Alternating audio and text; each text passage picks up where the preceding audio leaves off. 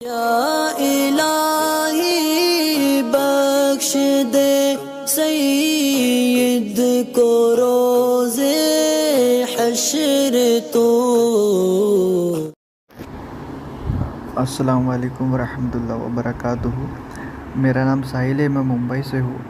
मेरा क्वेश्चन ये है कि ज़ैद की ज़कात की डेट 1 जनवरी से चालू हो जाती है। अब 1 तारीख को ज़ैद के पास ऑलरेडी 1 लाख रुपए उसके पास थे।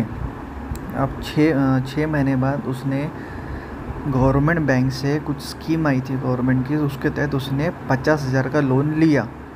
अब उसने कम इंटरेस्ट पे उसको बैंक ने लोन दी। अब उसी पैसे को 50,000 रुपये को उसने उसी बैंक में एफडी कर दिया।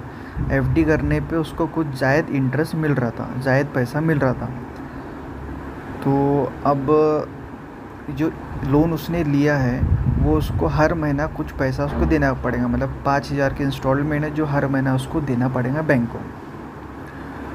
अब आने वाली 31 दिसंबर को वो ज़कात कैसे निकाले, मतलब उसका नेट अमाउंट क्या रहेगा, किस पे उसको ज़कात 2.5% निकालना पड़ेगा, रहनुमाई फरमा दे। सर, जो कुछ आपने सवाल में बयान किया ना कि 1 लाख रुपए किसी शख्स के पास मौजूद है जिस पे 1 साल हो गया, और ये जो साल देखा जाता है वो जनवरी फरवरी से नहीं देखा जाता बल्कि इस्लामिक महीनों से देखा जाता है। क्योंकि अगर आप जनवरी फरवरी से देखेंगे तो हो सकता है कि ये दिन बाद में आगे पीछे होते हैं चांद के महीनों के हिसाब से, तो इसमें ज़कात में ताख़ीर भी हो जाए।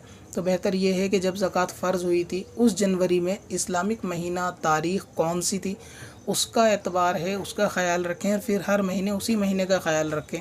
फिर चाहे वो महीना जनवरी में आए इस्लामिक, या फिर मार्च में आए या दिसंबर में, आपको उसके हिसाब से ज़कात अदा करनी है। पहली चीज़ ये ख़याल रखें।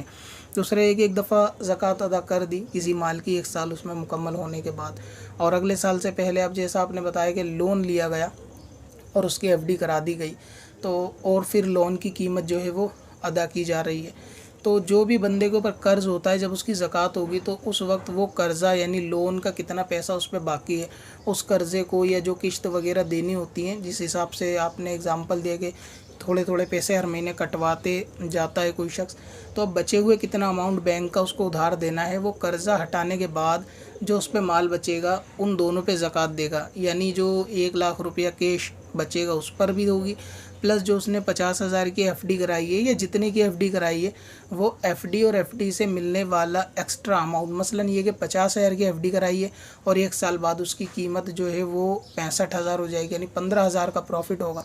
तो 65,000 प्लस 1 लाख जो उसके ऊपर था उन सब पे ज़कात होगी। अब बैंक को कितना देना है, मसलन 10,000 देना है, तो 1/65 में से वो 10 बंदा जो कर्ज़े के देना उसको घटा सकता है। तो कर्ज़े के पैसे जो अदा करने हैं, चाहे उनको फ़ौरन अदा करे या थोड़ा रुक के अदा करे, उसको ज़कात में से निकालने के बाद बचे हुए रकम पर, माल पर यानी ज़कात देगा, और वो एफडी भी उसमें शामिल होगी, एफडी का नफ़ा भी शामिल होगा, और जो पिछले साल ज़कात दी थी वो ज़कात का माल भी इस साल अगर बाकी रहता है, दूसरी शर्तें पाई जाती हैं, तो वो जो है वो उसको भी अदा करना होगा। कब से अपनी खताओं का शुमारा जाएगा।